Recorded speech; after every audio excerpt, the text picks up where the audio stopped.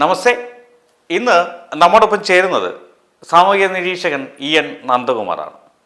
നന്ദേട്ട, കുട്ടികളുടെ പഠനകാലം, അവധി, പരീക്ഷ ഇതൊക്കെ തീരുമാനിക്കേണ്ടത് വിദ്യാഭ്യാസ വിദഗ്ധരും ഗവേഷകരും ആണെന്നിരിക്കെ ഇന്ന് കേരളത്തിൽ അത് മതപണ്ഡിതന്മാരുടെ നിർദ്ദേശത്തിൽ നിയന്ത്രിക്കപ്പെടുന്നു. സമസ്യയ്ക്ക് വഴങ്ങില്ല, കീഴടങ്ങില്ല എന്ന് നാഴികയ്ക്ക് 40 വട്ടം പറഞ്ഞ സർക്കാർ ഇന്ന് അതേ നേതാക്കളുടെ മുമ്പിൽ തലകുനിഞ്ഞു നിന്ന് കേൾക്കുന്ന അവസ്ഥയാണ്. എന്ത് മാറ്റം കൊണ്ടുവന്നാലും ഉസ്താദിനോട് ആലോചിച്ചേ നടപ്പാക്കൂ എന്ന് ഒരു എളുപ്പമില്ലാതെ മതേതരൻ ശിവൻകുട്ടി. ചോദിക്കാതെ വയ്യ, കുട്ടികളുടെ ഭാവി സർക്കാർ മതത്തിൻ്റെ കരങ്ങളിലാണോ ഇടതുപക്ഷ സർക്കാർ ഏൽപ്പിച്ചത്? ഇതൊന്നും പോരാഞ്ഞിട്ട് താൻ കാന്തപുരത്തിൻ്റെ വലിയ ആരാധകനാണെന്നും ഒരു സുഖിപ്പിക്കൽ. സത്യത്തിൽ കുട്ടികളുടെ കാര്യത്തെക്കാളും രാഷ്ട്രീയക്കാരുടെ കസേരയ്ക്കാണ് സർക്കാർ കൂടുതൽ കരുതൽ കാണിക്കുന്നത് എന്നതാണ് ഇവിടെ തെളിഞ്ഞിരിക്കുന്നത്. കുട്ടികളുടെ പഠനകാലം രാഷ്ട്രീയത്തിൻ്റെയും മതത്തിൻ്റെയും കളിസ്ഥലമാകുമ്പോൾ നഷ്ടപ്പെടുന്നത് ആരുടെ ഭാവിയാണ്? നമ്മുടെ കുട്ടികളുടേതല്ലേ. അവധിയും പരീക്ഷയും തീരുമാനിക്കാൻ കാന്തപുരത്തിന് അധികാരം കൊടുത്തത് ആരാണ്? കാലാവസ്ഥയെ പറ്റി പറയേണ്ടത് ശാസ്ത്രജ്ഞരോ അതോ ജിഹാദി മതപണ്ഡിതരോ? വിദ്യാഭ്യാസ കാര്യങ്ങളിൽ ഇടപെടാൻ സമസ്യ ആരാണ്? 25% ഇവരെ പിന്തുണയ്ക്കുന്ന ഇടതുവലതന്മാർ എന്താണ് ഉദ്ദേശിക്കുന്നത്? എന്താണ് നന്ദേട്ടാ ഈ വിഷയത്തിൽ ഞങ്ങളുടെ പ്രേക്ഷകരോട് അങ്ങേക്ക് പറയാനുള്ളത്? നമസ്തേ. കേരളത്തിന്റെ വിദ്യാഭ്യാസ വകുപ്പ് മന്ത്രി ശിവൻകുട്ടിയെ സാക്ഷി നിർത്തിക്കൊണ്ട്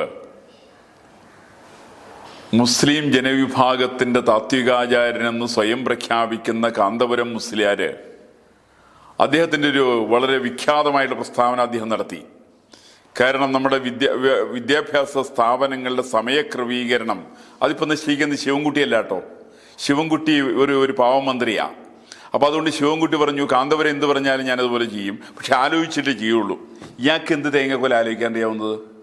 ഈ പഴയൊരു പ്രയോഗമുണ്ട് മലയാളത്തിൽ, ആലോചിക്കാത്തവൻ്റെ അന്തവും ആലോചിക്കുന്നവൻ്റെ അന്തവുമില്ല, ആലോചിക്കാത്തവൻ്റെ കുന്തവുമില്ല എന്നുള്ളതാണ്. അപ്പോൾ ഒരു വിഷയത്തിലും ഒരു കുന്തവുമില്ലാത്ത നേതാവിൻ്റെ പേരാണ് ശിവൻകുട്ടി. ആ ശിവൻകുട്ടി ഇരുത്തിക്കൊണ്ടാണ് കാന്തപുരം പറഞ്ഞത് വിദ്യാഭ്യാസ രംഗത്ത് മാറ്റം വരുത്തേണ്ടതിനെ കുറിച്ച്. എങ്ങനെയൊക്കെയാണ് മാറ്റം വരുത്തേണ്ടതെന്ന് അറിയാമോ? ഏപ്രിൽ മാസം അവധി കൊടുക്കണം, മെയ് മാസത്തിൽ അവധി കൊടുക്കേണ്ട, ക്ലാസ് വേണം, ജൂൺ മാസത്തിൽ അവധി കൊടുക്കണം. എനിക്ക് മനസ്സിലാവുന്നില്ല ഇത് തീരുമാനിക്കാൻ, ഇത് പറയാനിടി കാന്തപുരം ആരാ? ഈ കാന്തപുരം ആരാണെന്നുള്ളതിൻ്റെ എനിക്കൊരു മറ്റു വസ്തുതയും കൊണ്ട് ഇത് ആദ്യത്തെ പരിശ്രമം ഒന്നായിരുന്നില്ല.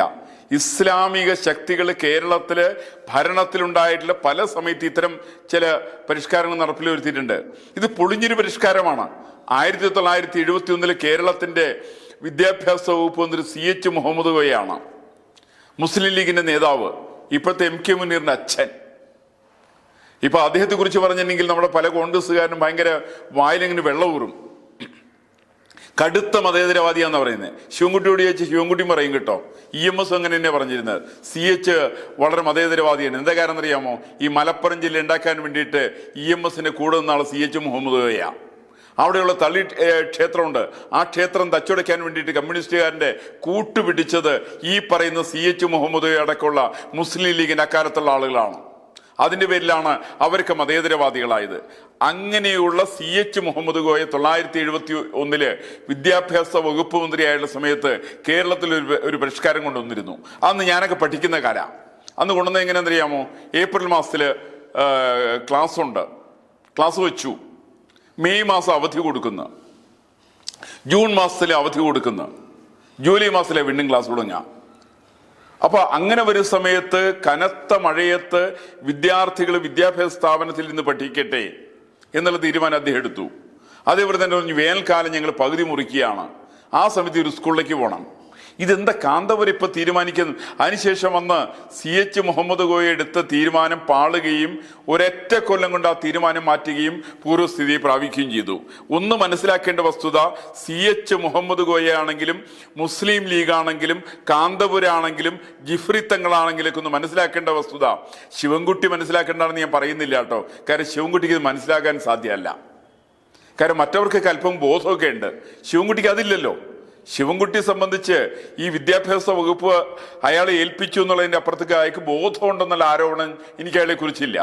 ഈ പറയുന്ന ബോധമുള്ള ആളുകൾ മനസ്സിലാക്കേണ്ട വസ്തുത, എന്തുകൊണ്ടാണ് വേനൽക്കാല അവധി കേരളത്തിൽ കൊടുക്കുന്നത്? അതിന് കാരണം വേനൽക്കാലത്താണ് കുട്ടികൾക്ക് ഓടിക്കളിക്കാൻ വേണ്ടി സാധിക്കുക. നമ്മുടെ നാട്ടിൻപുറത്തേക്ക് നിരവധി കളികളുണ്ട്. ആ കാലത്ത് കുട്ടികൾ ഓടിക്കളിക്കുന്ന വട്ടമാറ് കളിയുണ്ട്, അല്ലെങ്കിൽ കളിക്കലുണ്ട്, മാസ് കളിക്കലുണ്ട്, തലപ്പന്ത് കളിക്കലുണ്ട്. ഇങ്ങനെയുള്ള നിരവധി കളികൾ കളിക്കാൻ വേണ്ടിയിട്ട് ആൺകുട്ടികൾക്കും പെൺകുട്ടികൾക്കും പൊതുവായിട്ട് കണ്ടെത്തിയുള്ള സമയമാണ് വേനൽക്കാലം. അങ്ങനെയുള്ള കുട്ടികൾ ജൂൺ മാസം 1-ാം തീയതി ക്ലാസ്സിലേക്ക് പോകുന്നു.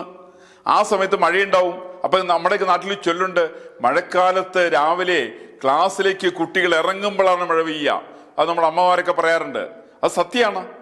കാരണം കുട്ടികളും മഴയുമായിട്ടുള്ളൊരു അഭേദ്യമായിട്ടുള്ള ബന്ധമുണ്ട്. ആ ബന്ധം കൊണ്ടാണ് അവർ ക്ലാസ്സിലേക്ക് പോകുന്ന സമയത്ത് മഴ പെയ്യുക. കാരണം കുട്ടികൾ അക്കാലത്ത് നാട്ടുവരമ്പിലൂടെ അവർ നടന്നു പോകുന്ന സമയത്ത് ഇരുവശങ്ങളിലുള്ള ആമ്പൽപ്പൂക്കളും മറ്റെല്ലാം പറിച്ചുകൊണ്ടാണ് അവർ ക്ലാസ്സിലേക്ക് പോവുക. ഇങ്ങനെ ക്ലാസ്സിലേക്ക് പോകുന്ന ഒരു ഗ്രാമീണ ഭംഗി നിലനിന്നിരുന്ന ഒരു നാടാണ് കേരളം. ഈ പറയുന്ന സ്ഥലത്താണ് ചില ആളുകൾ ഇത്തരം ചില പരിഷ്കാരങ്ങൾ കൊണ്ടിരുന്നത്. അവർ പറയുന്നത് കുട്ടികൾ കളിക്കണ്ട, മറിച്ചോ ഏപ്രിൽ മെയ് മാസത്തിൽ നിങ്ങൾ ക്ലാസ്സിൽ പോക്കോ. നല്ല കടുത്ത ചൂടാണ്. ആ ചൂടത്ത് കുട്ടികൾക്ക് ഇരിക്കാൻ പറ്റില്ല, അവർക്ക് പഠിക്കാൻ പറ്റില്ല, അവര് ബുദ്ധി വേണ്ട രീതിയിൽ പ്രവർത്തിക്കില്ല. മറിച്ച് നിങ്ങൾ ഇവര് പറഞ്ഞുകൊണ്ടിരിക്കുന്നത് ജൂൺ മാസത്തില് അവരെ കളിക്കാൻ വിടാം. കനത്ത മഴയാണേ. കനത്ത മഴയത്ത് എവിടെന്ന കുട്ടികൾ കളിക്കാൻ പോവുക? ഏത് കുട്ടിക്ക് കളിക്കാൻ പറ്റുക? അവിടെ കാന്തപുരത്തിന് ഇത് മനസ്സിലാവില്ല. കാന്തപുരത്തിന് കുട്ടികളില്ല എന്ന് ഞാൻ മനസ്സിലാക്കിയിട്ടില്ല കേട്ടോ. ഈ ശരിയാണോ ഇല്ലെന്ന് എനിക്കറിയില്ല. ഏതാണെങ്കിലും ഈ പറയുന്ന ശിവൻകുട്ടിക്ക് ഉണ്ടെന്നാണ് ഞാൻ ധരിച്ചിട്ടുള്ളത്. ശിവൻകുട്ടി അടക്കം മനസ്സിലാക്കേണ്ടത്, നിങ്ങൾ നിങ്ങളുടെ കുട്ടികളോട് സംസാരിക്കൂ. ആ കുട്ടികൾക്ക് കളിക്കാൻ പറ്റുന്ന സമയം ഏതാണ്, അവർക്ക് പഠിക്കാൻ പറ്റുന്ന സമയം ഏതാണ്. മഴക്കാലത്ത് അവർക്ക് പഠിക്കാൻ എളുപ്പമാണ്, വേനൽക്കാലത്ത് അവർ ഓടിക്കളിക്കേണ്ടതാണ്. അങ്ങനെ വേനൽക്കാലത്ത് ഓടിക്കളിക്കേണ്ട കുട്ടികളെ ക്ലാസ് മുറികളിൽ അടച്ചുവിട്ടിട്ടതിന് ശേഷം മഴക്കാലത്ത് അവരെ അഴിച്ചുവിട്ടാലുണ്ടാവുന്ന പ്രശ്നം, അവർക്കുണ്ടാകുന്ന വലിയ ശാരീരികമായിട്ടുള്ള അസ്വസ്ഥതകള്, ഇത് ഞാൻ മനസ്സിലാക്കുന്നത് ഈ കാന്തപുരവും ശിവൻകുട്ടിക്ക് ചേർന്നുള്ള ചില മാഫിയയുടെ പരിപാടികളാണ്. ഈ കുട്ടികളെ മുഴുവൻ രോഗികളാക്കാനുള്ള പരിപാടിയാണ്. അവർ കളിക്കാത്ത കുട്ടി സ്വാഭാവികമായിട്ടും രോഗികളാണ്. ഈ പറയുന്ന രോഗികളായിരിക്കുന്ന വിദ്യാർത്ഥികളെ സൃഷ്ടിച്ചുകൊണ്ട് കേരളത്തിന്റെ വിദ്യാഭ്യാസ മേഖലയെ തകർക്കുക എന്നുള്ളൊരു ലക്ഷ്യം തന്നെയാണ് കാന്തപുരത്തെ സംബന്ധിച്ചുള്ളത്. അതുകൊണ്ട് കാന്തപുരം എല്ലാ കാര്യത്തിലും ഇങ്ങനെ ഇടപെടുകയാണ്. കാന്തപുരം മാത്രമല്ല, സമസ്തക്കാർ ഇടപെടുന്നുണ്ടല്ലോ.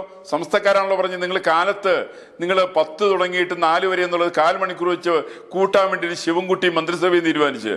ആരും ഞാൻ ഒന്നും പറ്റൂല എന്ന് പറഞ്ഞു. പിന്നെയോ, നിങ്ങൾ വേണമെങ്കിൽ കാലത്ത് 10 മണിക്ക് തന്നെ തുടങ്ങിയാൽ മതി, വൈകുന്നേരം വേണമെങ്കിൽ അരമണിക്കൂർ വേണമെങ്കിൽ കൂട്ടിക്കോ. ഇത് ജിഫ്രി തങ്ങളങ്ങ് വിളിച്ചു പറഞ്ഞ സമയത്ത് മുട്ടുകാൽ വിറച്ചുകൊണ്ട് ശിവൻകുട്ടി പറഞ്ഞു എന്ന് പറഞ്ഞു, ഞങ്ങൾ കൂടി ആലോചിച്ച് തീരുമാനിക്കാം എന്ന് പറഞ്ഞുകൊണ്ട് ഹാഹോ പറഞ്ഞ ഒരു കേരളത്തിന്റെ വിദ്യാഭ്യാസ വകുപ്പ് മന്ത്രിയാണ് ശിവൻകുട്ടി. കാരണം അയാൾക്കറിയില്ല എന്താ പറയേണ്ടതെന്നുള്ള വിവരം. ഇവിടെ കാര്യങ്ങൾ തീരുമാനിക്കുന്ന ജിഫ്രി തങ്ങളാണ്. ഇവിടെ കാര്യങ്ങൾ തീരുമാനിക്കുന്ന കാന്തപുരം മുസ്ലിയാരാണ്. അവരുടെ തീരുമാനങ്ങൾക്ക് അനുസൃതമായിട്ടുള്ള രീതിയിൽ വിദ്യാഭ്യാസ രംഗത്ത് മാറ്റിയാലുണ്ടാവുന്ന പ്രശ്നങ്ങള് നിങ്ങൾക്കറിയാലോ. കേരളത്തില് ഒരു വിദ്യാർത്ഥിനിക്ക് ആ കുട്ടി മുസ്ലിം സമുദായത്തിൽ പിറന്നു എന്നുള്ളതിന് പേരില് അവൾക്ക് ഒന്ന് സ്റ്റേജിൽ കയറാനുള്ള അവകാശം ഇവർ കൊടുത്തോ? അതിനെ തടഞ്ഞു നിർത്തിയ ആരാണ്? ഈ പറയുന്ന സമസ്തയല്ലേ. സമസ്തയാണ് പറഞ്ഞത് പെൺകുട്ടികൾ സ്റ്റേജിൽ കയറാൻ പാടില്ല. ഇന്ന് നിശ്ചയിക്കുന്ന ഈ സമസ്തക്കാരാരാണ്? സമസ്തയ്ക്ക് ഇതിനകത്ത് വല്ല അധികാരമുണ്ടോ?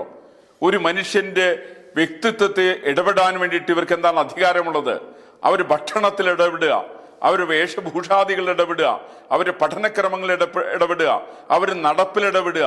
ഇത്തരം സമസ്ത വിഷയങ്ങളിലും ഒരു കുട്ടിയുടെ കാര്യങ്ങളിൽ ഇടപെടുന്ന സമസ്ത പോലെയുള്ള കാന്തപുരം പോലെയുള്ള ഛിദ്രശക്തികളുടെ തീരുമാനങ്ങൾക്ക് അനുസരിച്ച് നടക്കാനാണ് ശിവൻകുട്ടിയുടെ തീരുമാനമെങ്കിൽ ആ തീരുമാനം സത്യത്തില് ശിവൻകുട്ടിക്ക് എടുക്കാൻ സാധിക്കും.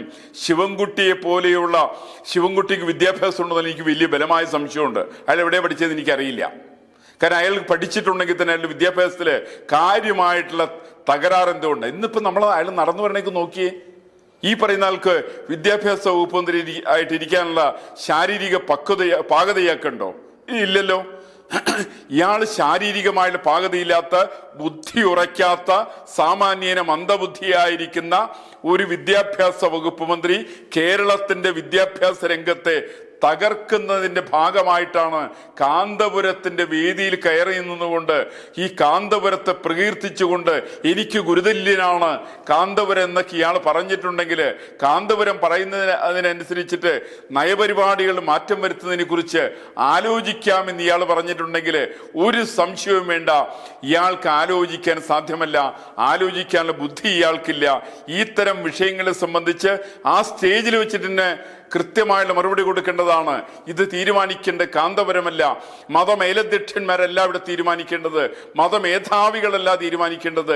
കേരളത്തിന്റെ വിദ്യാഭ്യാസ രംഗത്തിന്റെ പോഷണത്തിന് വേണ്ടിയിട്ട് പ്രവർത്തിക്കേണ്ടതും നയപരിപാടികൾ തീരുമാനിക്കേണ്ടതും വിദ്യാഭ്യാസ വിചക്ഷണന്മാരാണ് തീരുമാനിക്കേണ്ടത്. അവരുടെ നയപരിപാടികൾക്കനുസരിച്ചിട്ടാണ് ഞങ്ങൾ വിദ്യാഭ്യാസ രംഗം മുന്നോട്ട് കൊണ്ടുപോകുന്നതെന്ന് പറയുവാനുള്ള തൻ്റെ ഇടവും ത്രാണിയും കാര്യശേഷിയും ഇല്ലാത്തൊരു വിദ്യാഭ്യാസ വകുപ്പ് മന്ത്രിയും ഉന്നത വിദ്യാഭ്യാസ വകുപ്പ് മന്ത്രിയുമാണ് കേരളത്തിലുള്ളത് എന്നുള്ളത് കേരളത്തിന്റെ വിദ്യാഭ്യാസ രംഗത്തിന്റെ ശാപമായിട്ട് നമ്മൾ തിരിച്ചറിയേണ്ടതാണ്. ഈ ശാപങ്ങളെ എടുത്തു മാറ്റേണ്ടത് ഒരു കാലഘട്ടത്തിന്റെ ആവശ്യമാണെന്നാണ് എനിക്കിതിനെ സംബന്ധിച്ച് പറയാനുള്ളത്. അതെ, ശരിയാണ്. ഇന്ന് കേരളത്തിൻ്റെ വിദ്യാഭ്യാസം ഇനി മതപണ്ഡിതരുടെ നിർദ്ദേശപ്രകാരം പോകണമെന്നാണ് ശിവൻകുട്ടി പറഞ്ഞു വയ്ക്കുന്നത്. കുട്ടികളുടെ ജീവിതം രാഷ്ട്രീയക്കാരുടെ വോട്ടിനായി മതവേദികൾ ഒരു ഇടപാടാക്കുന്നു. സമസ്തയ്ക്ക് വഴങ്ങില്ല എന്ന് പറഞ്ഞ് ജനങ്ങളെ തെറ്റിദ്ധരിപ്പിച്ച സർക്കാർ ഇന്ന് അതേ സമസ്ത നേതാക്കളുടെ മുന്നിൽ അടിയറ വയ്ക്കുന്ന അവസ്ഥയിലാണ്.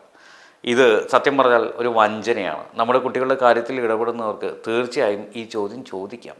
അവർ പഠിക്കേണ്ട പാഠം മതത്തിൻ്റെ പുസ്തകങ്ങളാണോ എന്നുള്ളത്, ശാസ്ത്രത്തിൻ്റെ കണ്ടെത്തലുകളാണോ എന്നുള്ളത്, അവധി, പരീക്ഷ, സമയക്രമം, ഇതെല്ലാം രാഷ്ട്രീയക്കാരുടെ വോട്ട് കണക്കാക്കിയാണോ മാറ്റുന്നത്? നമ്മുടെ കുട്ടികൾ വളരുന്നത് അവരുടെ വിദ്യാഭ്യാസ സാഹചര്യം കണക്കാക്കിയാണ്. വിദ്യാഭ്യാസത്തെ മതത്തിൻ്റെ കീഴിൽ വിടുന്ന മാതാപിതാക്കൾ കുട്ടികളുടെ ഭാവി കളയുന്നവരാണ്. ഇനി കേരളം തന്നെ തീരുമാനിക്കണം, വിദ്യാഭ്യാസം മതത്തിൻ്റെ കീഴിലാണോ ശാസ്ത്രത്തിൻ്റെ കൈകളിലാണോ എന്നുള്ളത്, എൻ്റെ കുട്ടി ആരുടെ കൈകളിലാണ് എന്നുള്ളത്. ഒരു കാര്യം മാത്രം ഉറപ്പ്, കുട്ടികളുടെ കാര്യത്തിൽ കളിച്ചാൽ തോൽക്കുന്നത് അവർ മാത്രമല്ല, കേരളത്തിൻ്റെ ഭാവിയാണ്. വളർത്തി വലുതാക്കിയ എന്നെയും നിങ്ങളെയും പോലെയുള്ള അച്ഛനമ്മമാരുടെ സ്വപ്നങ്ങളാണ്. എന്തായാലും നന്ദേട്ടാ, വ്യക്തമാണ് അങ്ങയുടെ അഭിപ്രായങ്ങളിൽ നിന്ന് എന്താണ് കേരളത്തിൽ സംഭവിക്കുന്നത് എന്നുള്ളത്. ഇത്ര നേരം ഞങ്ങളോട് സഹകരിച്ചതിന് നന്ദി. നമസ്തേ.